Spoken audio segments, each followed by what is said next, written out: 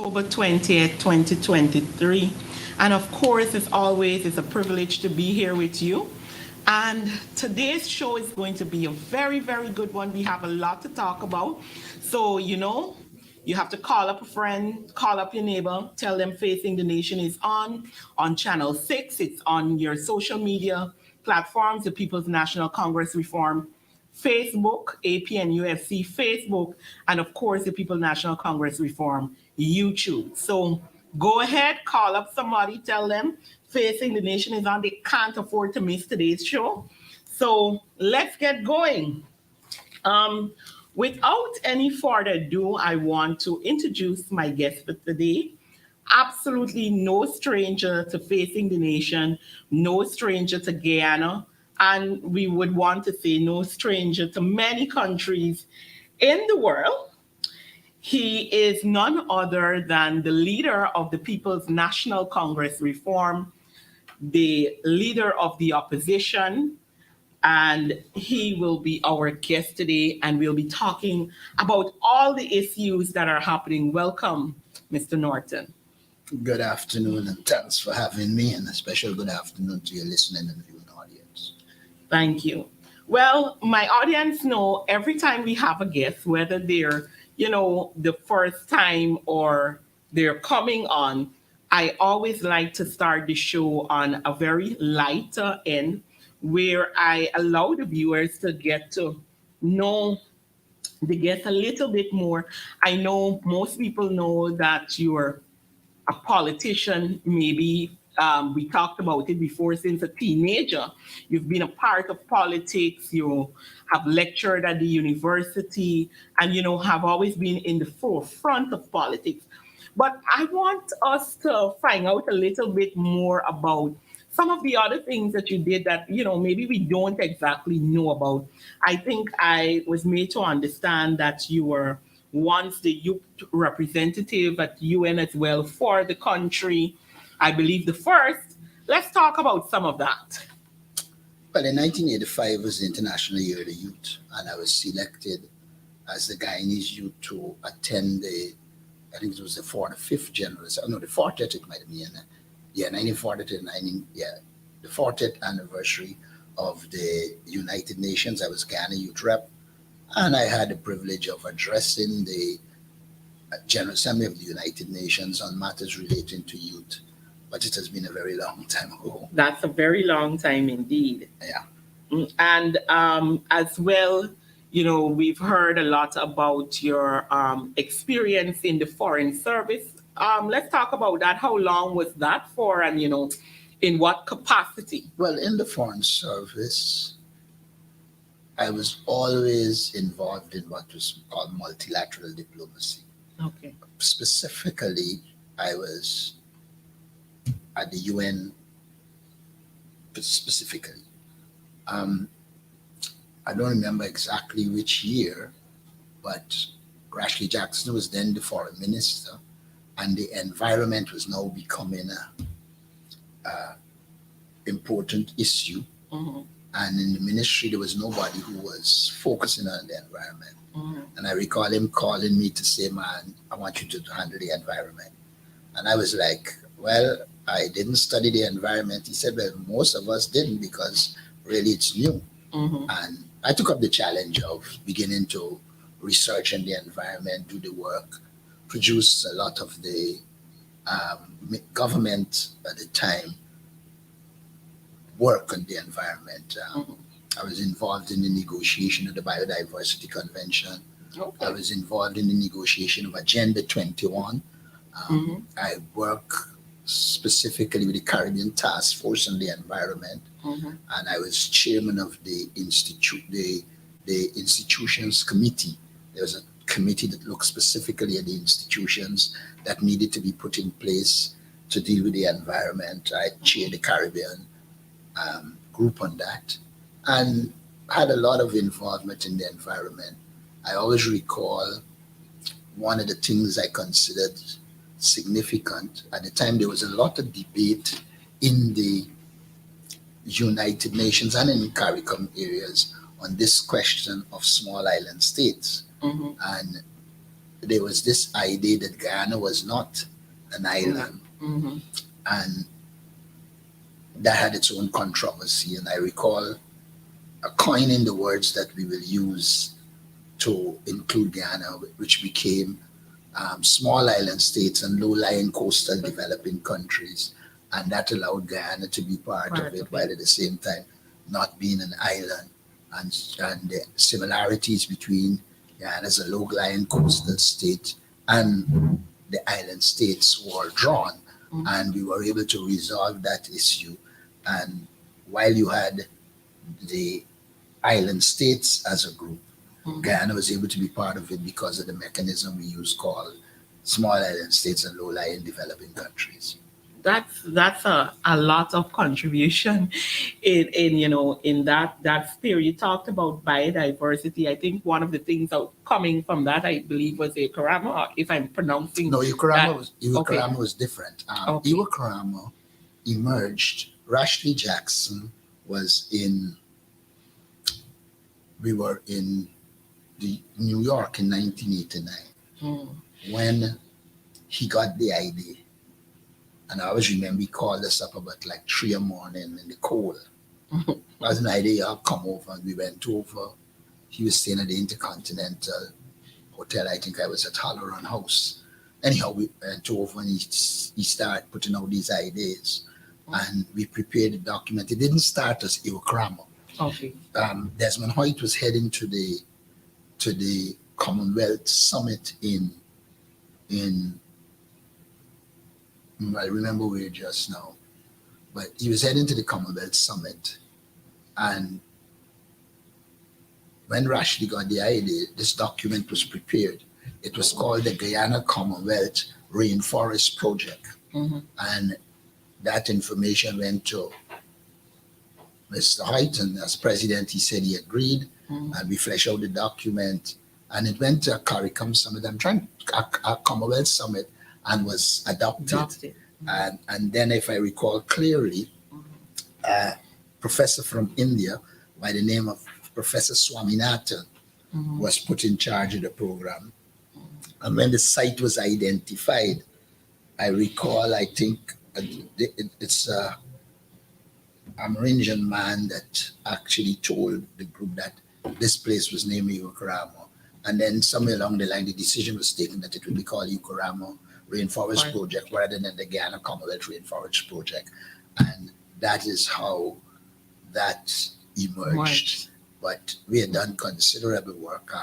An interagency team was put up involving, I think, the Guyana Defense Force, Ministry of Foreign Affairs, in those days, Natural Resource Agency, among others. And then Desmond Hoyt said, let the Natural Resource Agency become the focal point for it.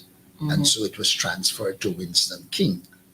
At the time, Tyrone Ferguson was in the Ministry of Foreign Affairs, and he and I were the reps on the committee. I ended up going more than him because he was also Director General at the same time. Yeah. That's a lot. That's definitely a lot of things that would have happened between that period. And I think it's good for persons, to hear a little about that, and even finding out how some of these things came to being. And I mean, I feel it's something we need to begin to talk about more, how a lot of the institutions that we have would have developed and, dispel some of the nonsense that you keep hearing, out there. On this note, it's a good note to carry on, the things that we want to talk about on today's program that, a lot of the public has been back and forthing on, particularly this week. There has been a lot of conversation, of course, on the Venezuela-Guyana issue. And we had some trading of words between, the vice president talking a lot of stuff after your press conference on Tuesday in this regard. But what we know for sure, the opposition and the government would have said that they will stand together on the issue of how they deal with Venezuela and this issue. So let's talk about that a little. Well, We have always stood together on the Guyana-Venezuela territorial controversy. We believe that one, the arbitral award of 1899 settled the issue, and therefore the land is ours, and that in 1905 the boundaries group did their work and it was demarcated, and in 1931 the tri-junction point was established. Of course, it is known that in 1962, just before we became independence, Venezuela came up with this spurious claim that um, suggested that it wasn't settled and somebody had sold out. I think it was a junior lawyer in the team called Malay Provo, if I remember clearly, who said that there was some deal between the Americans and somebody. I don't remember all the details, but that resulted in the spurious claim. As I understood it, we have always held the position that it is settled, but we then went to the Geneva Agreement, which established that it should be settled by peaceful means. And I think through that mechanism also, Venezuela was invited to put its case. We then went into the good offices, which was back and forth, but no solution. And then we finally decided, look, it will go to the International Court of Justice. At that point, Venezuela objected, saying that this ICJ didn't have jurisdiction. The case was put before the ICJ. The ICJ ruled that it has jurisdiction, and so the matter is before the ICJ. I believe some of the things we see now is an attempt to shift focus away from the court case. And I think what we need to do is to continue to focus on the court case, to establish that this land is ours, and that some of the things Venezuela is doing is really to distract from the court case, because I think they anticipate that they will be ruling in favor of Guyana. And so they are preempting and preparing the grounds for whatever position they will take next. But we are united on this question of the Guyana-Venezuela territorial controversy. However, that doesn't mean we will accept everything that the government does. For instance, in the press conference you referred to, we raised the concern that the government is asleep at the wheel, and there are critical things to be dealt with by the government. For instance, one, how many refugees are here? We need to know that. Two, how many of them are children of Guyanese, have a maternal or paternal link to Guyana. All of that information is important. We ask them to identify how many people that are coming we rejected because they are agents of the Venezuelan state and should not be here. So we have asked them to provide that information because we have had concerns, and in some of the areas our scrutiny has raised the concern that some Venezuelans were turning up with birth certificate, and we know the government had changed the law and made the rules so lax that any leading community leader or any Tushao could have signed. So we believe that we have to be vigilant against that.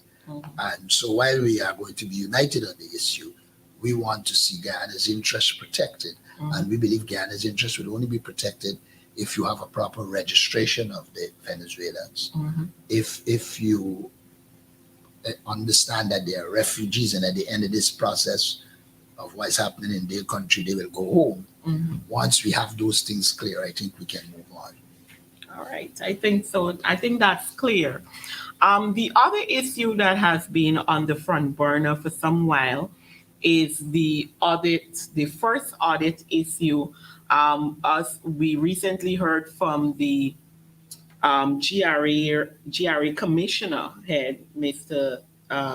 Stacia, who would have said that, as he knows, the final close is $214.4 million in regards to that audit. We now see a backpedal of the VP saying that he always stood by the 214, despite, as you would have raised as well in today's press conference, we had the 11 million, then it went to 3 million, then we had an investigation being launched into a public servant at the Ministry of Natural Resources, which has obviously died away now that he's claiming he stood by this. What are your general comments on that? Look, Bajak Day is dishonest. Bajak Day has difficulty being in the same corner with truth. Mhm.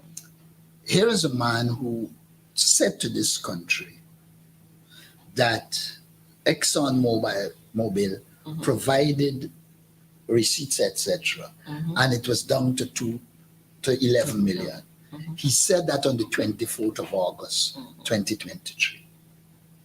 He then said that in an engagement with the minister, Mhm. it came down to 3 million. Mhm. You then come yesterday to say that your position has always been that it was settled and closed at 240.4 million. Mhm. Anybody who was paying careful attention will know that this controversy was started by Barry Jackdale Mhm. when he contended that it had come down to 11 million. Now you come to tell people you had always said it was closed. Mhm. The man is just a pathological liar. Definitely. He speaks on issues as he sees it at the time without necessarily relating to the facts. Mhm. And so you have a situation where I believe they then said that it was Mr. Gosai who Yeah. was responsible. Mhm. We took the position that we didn't want to hear anything about Gosai. Mhm. The law is clear. The minister has the responsibility to get the documents for audit to ensure that there is an audit. Mhm. And if you know the nature of Barry Jackdale, he gives nobody any freedom. Mhm. So there is no way this could have been a Gosai issue. Mhm. I think we stood our ground on this issue. Mhm. I made it very clear that we didn't want to hear anything about the report about Gosai Mhm. because for us they were going to scapegoat Gosai. They were Mhm. going to set him up. And even ExxonMobil um, head didn't say that they scapegoated him, but he said he was sorry for him. He's caught in the Correct. middle. Mhm. And I thought that was a correct position. Anybody who has been around politics for long would know if you had shifted the focus away from the vice president and the minister and allowed them to get away with saying it is Gosai, you would not have heard that the matter was closed and that Yeah. they told them that the matter What? was closed and that it was at 214.4 million. Mhm. That happened Of because depression. at the pressure we rejected the attempt to put it on Gosai and let the minister and vice president Mhm. go free. So yesterday he come in his normal somersaulting way to say that their position has always been Mhm. that this matter is closed. Mhm. But you know what amazes me? Is it that he thinks Guyanese are stupid? Is it that he So, thinks we are so short on memory that he can say anything today and then tomorrow? from it. He must recognize you're living in the technological age Mhm. in which what you say would have already been stored and it can be replayed. Mhm. So people will go and see that he said it came down to 11 million. Mhm. He said it came down to 3. Now you come lying barefaced And given as a ever. time frame as well, 6 months. In the last 6 months, he was consistently saying that it is closed. He's just a liar. Mhm. Mhm. So true.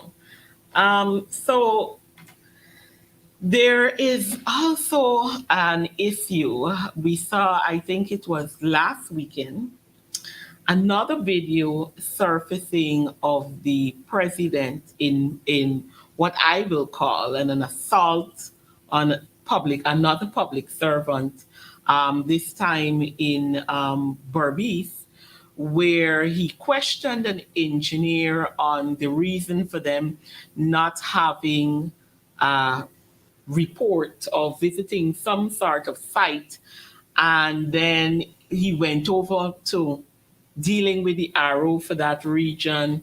And he even dealt with the Minister of Agriculture in a way I believe is very unbecoming for the position that he holds. And, one of the things as persons were viewing it, talked about, and this is something that we are seeing around, you have the issue of contractors being hired who are overnight contractors. They know nothing about what they're doing. Engineers are basically complaining that, when they recommend or they say something, it is totally shut down because they'll receive a phone call from somewhere above. But yet still, the president goes out an area and displays in this manner when everybody knows, what is happening. And this is, I mean, this time it was another verbal abuse. We saw this in Mocha before, and we saw what I will call the physical abuse as well of his bodyguard in at some event the other day where he shoved the bodyguard. And how do we as citizens sit and how do we take these things and how do we take them into consideration? Well, first of all, I think he lacks an understanding of professionalism. Mm. If you are a president, you are supposed to be governing the society. Mhm. You are supposed to have ministers who are giving policy guidance to all the ministries, to the agencies that fall under them. Mhm. Now, it is evident that the system has collapsed. Mhm. And so what he is doing is going out there and trying to solve every problem by harassing public servants. Mhm. That is a recipe for failure. Mhm. If a government system is going to function, it has to be guided by rules and regulation. Mhm. But they themselves violate the rules and regulation. Mhm. So what they do is they put public servants in a position where they don't know what to do. Mhm. And so many times, even if a report should go, they would worry about sending a report because they don't know who's going to get blamed Mhm. and who the president is going to harass. The case of Gosai is a clear case. Mhm. It is clear that Gosai did not act on his own. Mhm. He acted on the direction of the ministry and the minister. Mhm. But here you're dropping him in hot water. Mhm. And of course, because they instill fear, public servants are not going to get up and say, no, minister, you said X, Y, and Z. Mhm. Excuse me. So you don't have a professional approach. Mhm. Additionally, if you listen to Irfan Ali, you would recognize that he doesn't take professional advice. Mhm. He seems to feel that he knows it all. Mhm. And when he gets out there, he is into what is called populist politics. He wants to be popular. And the way he chooses to be popular is by ridiculing public servants, by belittling his ministers. Mhm. Now, it would make him temporarily popular, but generally it will depopularize him because the people who have got to make him succeed will feel belittled and he will run into problems. Now, I agree that public servants need to be brought in line. I agree that people who don't perform should be dealt with. Mhm. But it is not a case where they are dealing with those who don't perform. They embarrass them in public so that they look popular. And then it continues just like that. Mhm. We have not heard of anyone who has been fired. Mhm. And that is why when they talk about disciplining Gosai, like, we need to be clear, Gosai is not part of this. Mhm. This is a political decision and you have to be responsible. Mhm. Now, they closed down the public service training school that was established by Yes. David Granger. Mhm. So you are also now bringing people into the public service without any training. Mhm. The public service ministry lacks leadership, it lacks guidance, and I don't think it has any effective programs. So training, which is critical to producing quality public servants, Mhm. that training doesn't exist. Mhm. And then you have ministers who themselves are of no quality of consequence. Mhm. They don't define policy properly. And once you're not defining policy properly, then you don't give the public servant a guide to work with. You leave that public servant at sea. because there are no clear guidelines. And they have destroyed something that Desmond Hoyt put in place. Desmond Hoyt had wrote a letter to public servants saying if a minister instructs you outside of the confines of the law, that minister must put it in writing. These ministers put nothing in writing. So what in essence happened, they just created conditions to blame anybody. One of the things that struck me when we came to government in 2015, and I went to youth and youth empowerment, there was a paucity of files. You couldn't pick up a file and get the history of a project. Now, once you are not creating files, not having proper professional exchanges, that which is happening now will continue to happen, and it will not be in the interests of the country. Now, I don't think Irfan Ali has the intellectual competence that is needed to run a government. It is one thing to say you have a PhD. It's another thing to manifest the skills of a PhD. And I must submit, he doesn't even manifest the skills of a bachelor's degree.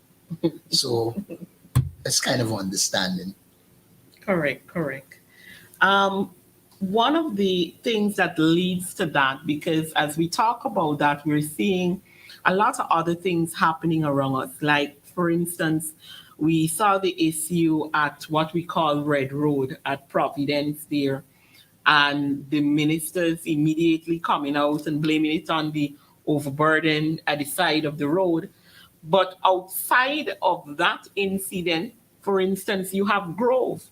This road in the last year probably has been done about 4 to 5 times. It has been resurfaced and redone.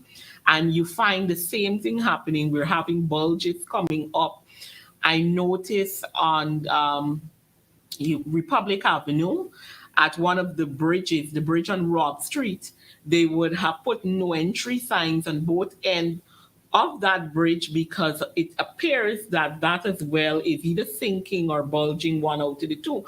And we're seeing this happening over and over, but no real solutions. And we're not even yet talking about the fact that under this government, what we have been seeing is lots of roads being built, but in 2 weeks, the roads that are being built, they're damaged again.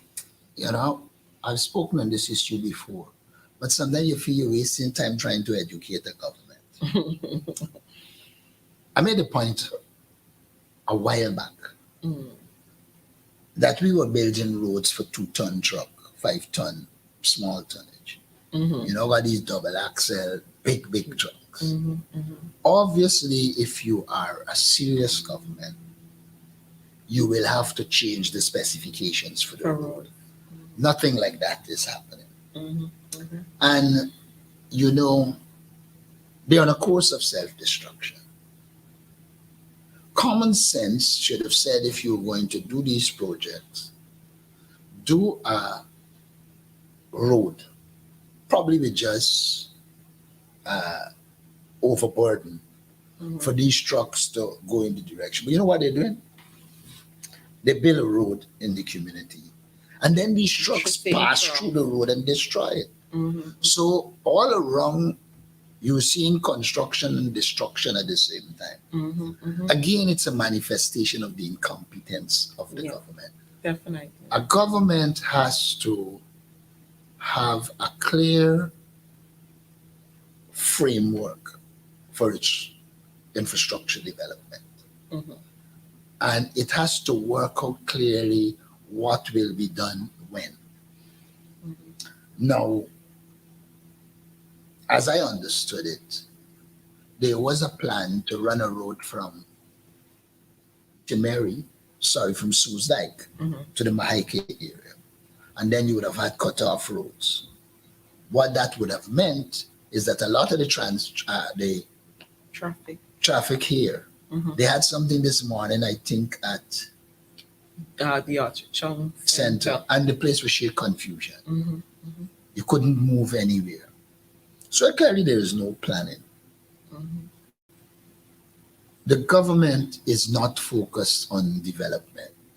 They are focused on these contracts to make their friends, families, and favorites rich Mm-hmm. and at the expense of the people of Guyana. Mm-hmm. What Guyana needs is an approach in which you develop a plan for transportation, you develop your land use policy Mm-hmm. so that you are working in a structured way. I gained the impression that is wake up a morning and say, hey, let me put a road from X to Y, Mm-hmm. and the road start building. Mm-hmm. And then it's not part of a wider plan. Mm-hmm. I've continuously said, even in my budget presentation, Mm-hmm. I see Irfan Ali now saying you're running out of lands on the coast.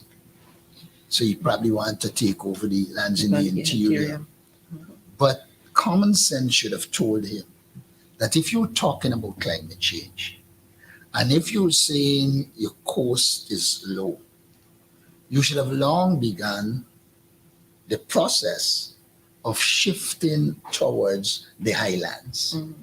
It would allow you to open lands, it would allow you to create jobs, etc. In my last budget presentation, I had a whole section Mm-hmm. in which I pointed that out.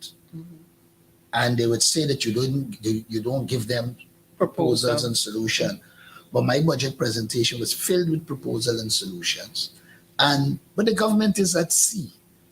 If you are a corrupt government and your whole focus is on getting rich, Mm-hmm. it is very difficult to address the concerns of the people. Mm-hmm. People complain. I went to Fort Ordonance, people are complaining about the houses that they build there. Mm-hmm. You go right on the same road by Diamond, people are complaining about the houses. Mm-hmm. It is not an attempt to improve the quality of the life of the people. Mm-hmm. It's an attempt to ensure money goes into their pockets. And that is why sometimes, even when we're talking about oil and gas resources, I wonder if we get more, if we're not just going to create the conditions for more corruption. Mm-hmm. What we really need is for these plans, programs to improve the standard of living in this country. Water, for instance. Yeah. When we left government, we had improved water considerably. People were getting water 24/7. We are back to square one. Yeah. We pointed out that in electricity, there was a clear plan to increase the generation capacity. There were a number of things that were being done in the electricity energy sector, and the government gone in their own direction. And today we're back to blackouts as the norm. Mm-hmm. Mm-hmm. Now, imagine you trying to blame the AP and UAFC, After 3 years. who improved electricity in 2015 to 2020, Mm-hmm. left you with a plan which you deviated from. Mm-hmm. And now when you are in trouble with blackouts, etc., you're trying to blame the AP and UAFC. Mm-hmm. The reality is that the PPP is incompetent. Mm-hmm. I went to visit, and it has an element of lawlessness in it. Mm-hmm. I went to visit Shieldstown. I gather the government went after I left, Yeah. where they're doing a housing scheme behind. There are clearly roads that can be used to get there without these big trucks going through the village, throwing up a lot of sun and loom, etc. But because of the lawlessness and the urge to make money, these trucks are allowed to run through the village, Mm-hmm. nasty, everybody, disrupt their life. I gather they are trying to address it since I went there, and since I pointed out that there are alternative roads. Mm-hmm. They can go and deliver this stuff without disrupting the lives of the people. Mm-hmm. But the government isn't interested in that. Mm-hmm. Their interest is in certain people making money, and the people who are making money, if they could shortcut it and destroy everybody's life, for them, the people don't matter. Mm-hmm. And that is why we say we have to have a people-centered vision. Everything we do must cater for the people and ensure it is aimed at improving the quality of the life of the people. Mm-hmm. You cannot be running trucks with sand, loom, It's happening all over. nasty in the people's houses, etc., and more so in an environment in which it's avoidable. Mm-hmm. And I'm not talking to you because I was there and you see that they could pass on the outside, go into there, deliver what they got to deliver, and come out back. The only reason they're doing what they do is because through the village is a shortcut, and so the people don't matter. And all of those governing issues come because of the lawlessness of this government. It is lawlessness that is permeating every aspect of the society that is causing a lot of the problems. And unless we can deal with the lawlessness and restore law and order to Guyana, excuse me, we were solving crimes. What they did, they removed all the people that Or trained. trained to investigate crime. Now, every time you turn up, somebody get murdered. Businessman get murdered the other day. Yes, And the likelihood of them solving the crime is very low because they have destroyed the investigative capacity of the Guyana Police Force. And they have to destroy it because a lot of times the people who are linked to crime are linked to them. And so that lawlessness is taking over the society and it's affecting the quality of work. It's affecting the mentality of people. You are in a lawless society. Little wonder you got so many road accidents, speeding, etc. And then what the government does. Last week, or before the last, after the accident, you see police all over the place. All over the like if they're enforcing the law. By the time this week here, when you're driving, you don't see none of them. So, again, the government is populist. It's popular after the accident to appear As if you're to doing dealing with something. the issue. But then by the time people quiet down and forget the couple that died, you're back to square one.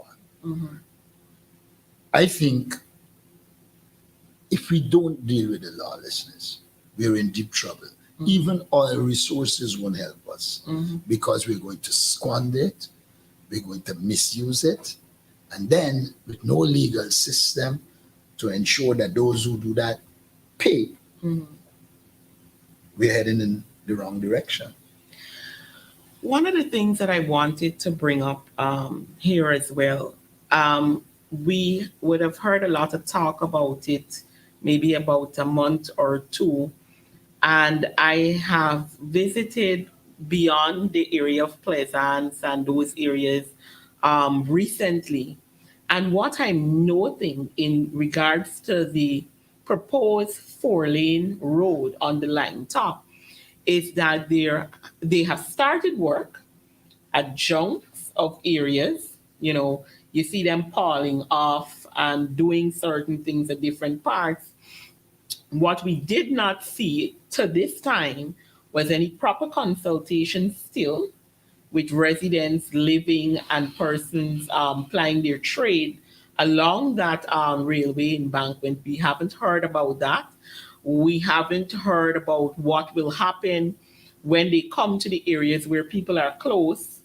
And what I fear is that we end up in a situation again where people are bullied just like they were in Mocha, in Hillfoot, and all these other places, the waterfront there.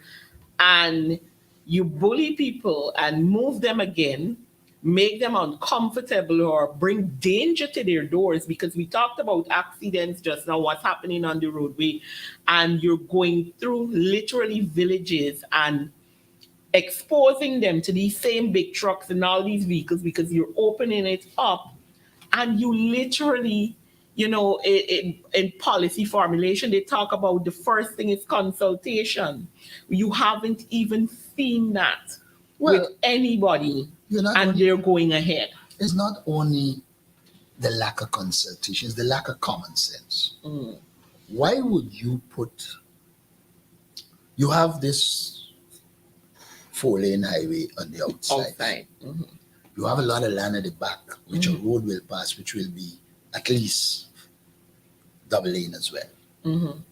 What is the need for running a 4-lane highway in which you won't have 10 feet on both Both sides. sides. Mhm. And you are going to expose people to speeding vehicles unless they can put bumps on the highway. Highways don't have You will be bumps. exposing people to speeding vehicles. Mhm. Many of them will not be 4 feet away from the road. Mhm. That in itself is a danger. Danger. Secondly, if you see what they're doing, and I drive that road, they're doing some here, Mhm. some here, Right. some there.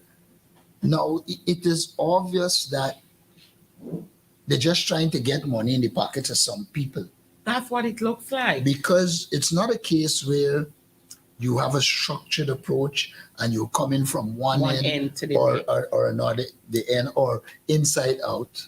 It's just You see some work being done here. Then you go 6 up another. villages Then by later. the time you meet BV, another set, and then it's chaotic. Mhm. And I've raised the point: how could a government say it is planning when in this year and last year you made narrow bridges? At least If you had a plan and you were going to do a 4 lane. highway, Mhm. then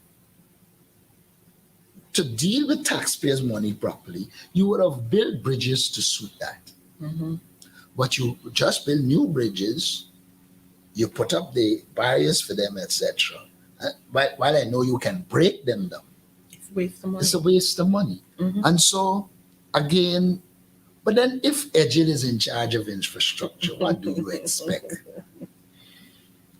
Yeah. And if the reports out of the Ministry of Public Works are true, that he takes no advice, Mhm. it means you have an incompetent person who really, and I'm not saying you could be a minister and not have qualifications in the area, Mhm. but if you are prepared to take advice and manage it, From the technical people. you Mhm. can succeed. Mhm. But they all come over as lacking knowledge Mhm. and unwilling to be guided by competent people. Every engineer you meet in the Ministry of Public Works will tell you that these people here don't listen.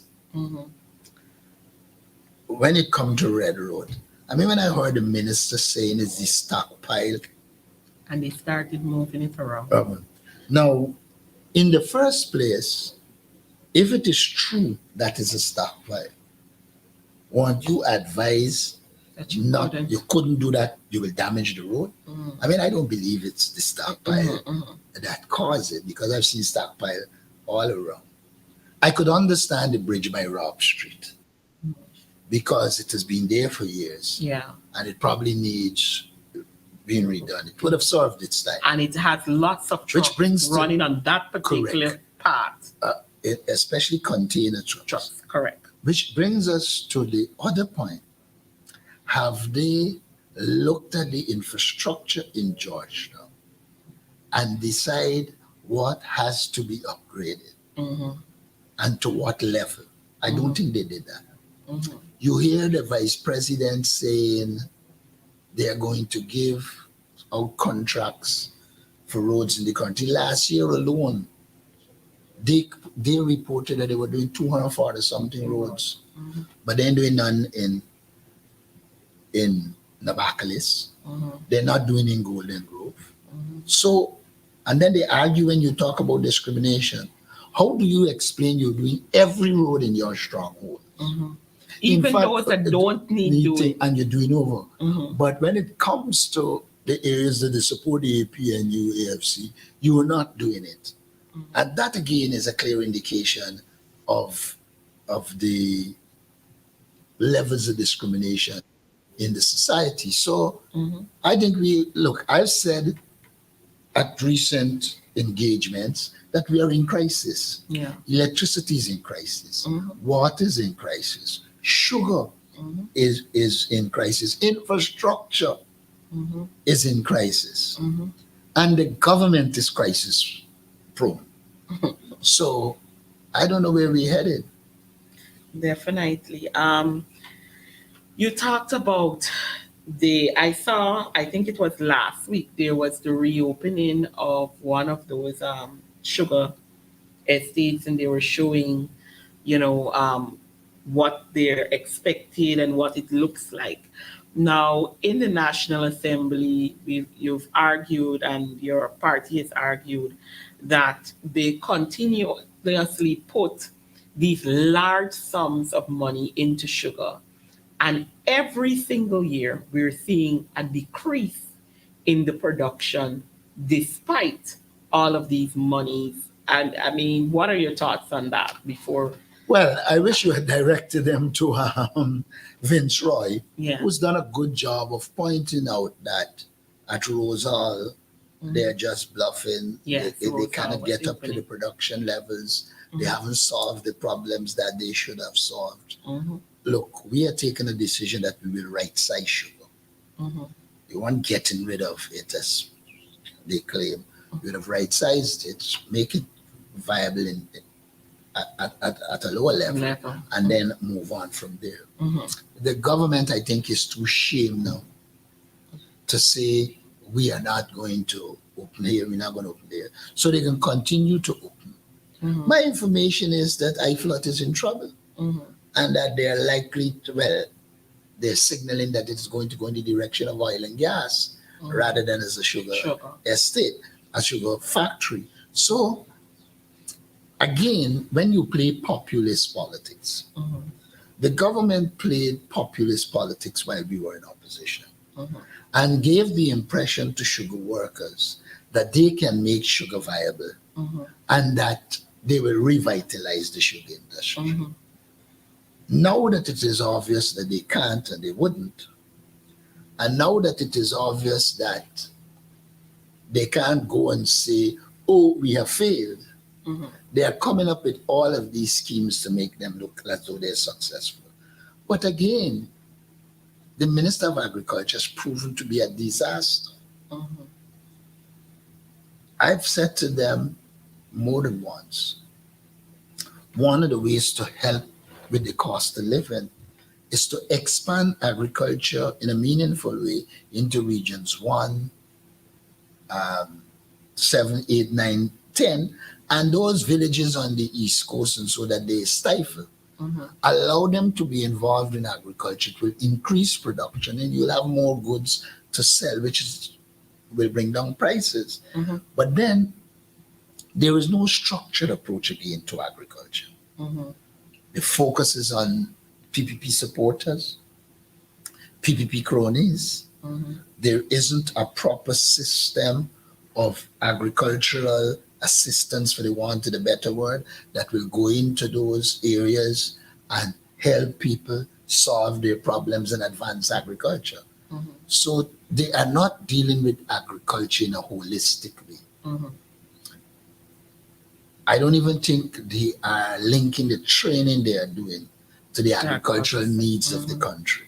Mhm. And so, like any other thing, agriculture is going to be in crisis. Mhm. And then you're seeing no plan for agro processing. Mhm. I mean, I commented in Parliament. They put in some place for deal with agriculture. I think at Skeldon or Riverton. I don't remember. Now you have your best lands on the east bank of the Berbice, Mhm. and you put that. I don't remember what it was, but I commented on it that they were putting a facility, the packaging facility. Yes, the facility to pack, etc. I think that's Skeldon. At Skeldon, Yeah. at one end, Mm-hmm. and a lot of agriculture production at the other end. Mm-hmm. Sense would have said it would either have gone to the east bank of Berbice or somewhere in the center that give both the east bank and the Easy quarantine access. easy access. Mhm. I mean, when I was doing economics, I think for O levels it was, you learned in the first year location matters Mhm. Mhm. and that you deal with industries and etc. based on location. They pay no attention to location. I just think the government is totally incompetent apart from being corrupt.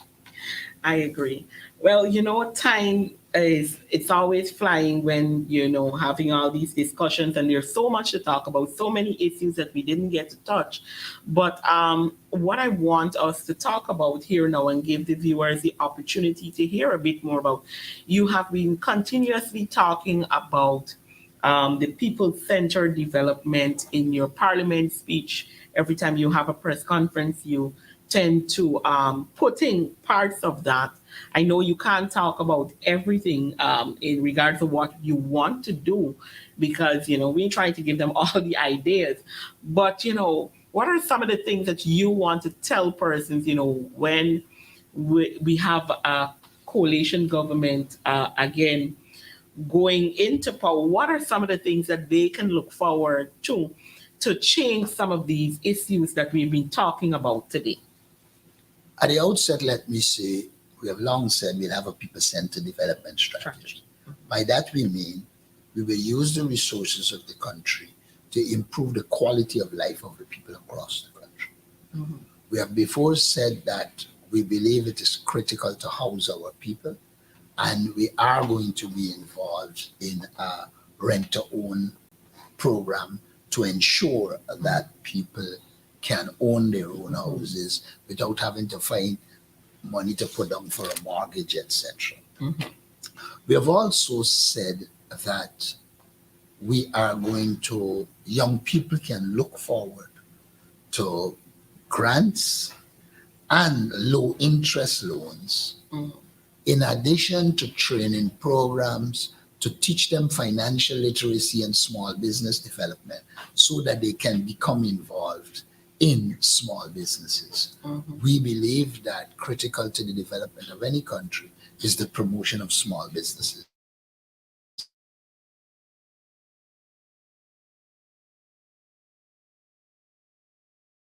In anything. Mm-hmm.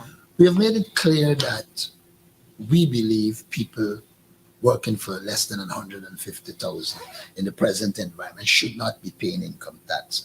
They can look forward to that. Mm-hmm. People can also look forward to a well-structured approach to cash grants.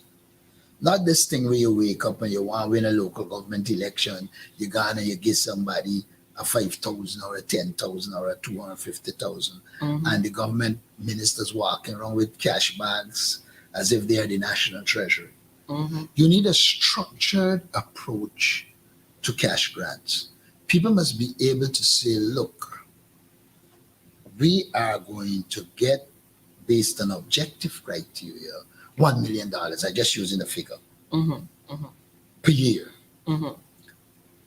We also need to, in the schools, cash grants. I agree for school cash grants, but they must be linked to other things. Like, for instance, mechanisms to ensure the money is being spent on school supplies, etc. 2, increase attendance at school. You don't want to give a child money just because they're a child. You want that child in school. You want that child to be learning. And so it should be linked to performance. The other thing I think people can look forward to is, in terms of education, us taking a different approach to education. Our approach will be one in which, in the very early stages, we focus our children on learning to read, write, count, reason, and comprehend. In other words, by the time a child meets grade 3 or 4, that child must be functional, doing those 5 things. The government has this stupidity of putting up on a board where you're not the best in the Caribbean if 100 children doing extremely well, but 14,900 are lost. I've continuously made the point that we have about 16,000 children doing grade 6 or common entrance. And by the time you meet grade 5, by the time you meet grade 7, the what used to be Form 5 in our days, Oh, grade 11. No. only 5,000 children will Right. matriculate. Mm-hmm. That has to be unacceptable. Mm-hmm. We have to rework our education system to ensure that most of our children are matriculating. Mm-hmm. There's little or no sense in 20 children who get 23 CXC, Mm-hmm. and then thousands of children are non-functional and can't perform. And so education is critical. Then, if you have so many children falling out of school, not matriculated, one of the things you can expect from us as a government is that we are going to put a network of night schools across this country so that children can go back to school, well, adults by then. Mm-hmm. And as presidential advisor to David Granger, we did pilot projects. A lot of it was in the newspaper, where those people went back to school and got CXC. I always remember a woman from Sophia, who had, I think, about a couple of children, well, went back, got she CXC, and was able to move on. We need a network of night schools across this country to do two things: help those who would have dropped out of school. I remember a case. I met a girl in Linden who had 8 CXC, but she didn't have mathematics and had nowhere to go to do over mathematics. Night schools should perform those functions, and night schools also create employment at the same time while making. So you can look forward to that. We can also look forward to what we call our 50-50 program, where yearly we will seek to put 50,000 children, people, give them $50,000 as a stipend for them to go to school, to go to GTI. One of the things I found when I was presidential advisor, as we did our research, is that children who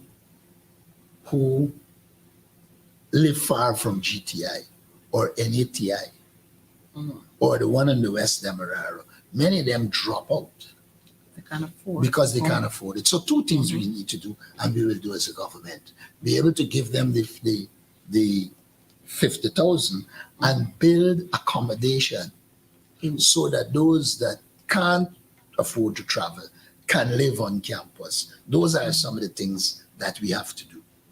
All right. Thank you so much. And I think we're exactly at our closing time, but we said a lot.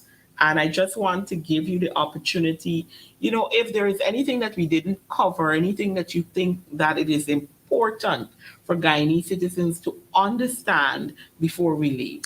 I think Guyanese need to understand that as a government, the coalition without oil resources delivered a lot.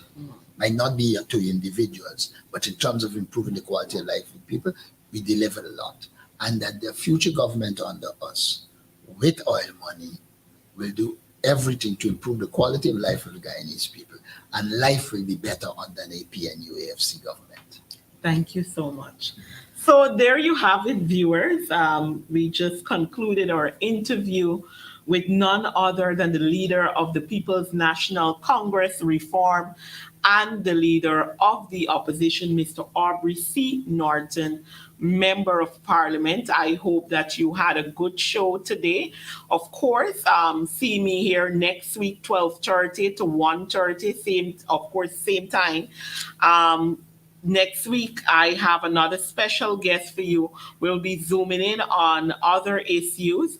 I want to also remind our viewers before we go that continuous registration is ongoing. So for those persons who are not sure or are not on the list at this time, those who need to make any form of corrections as we move forward, that you visit your GCOM office. So please ensure that those young persons who are not registered as yet but are eligible, ensure that you get them out to do that.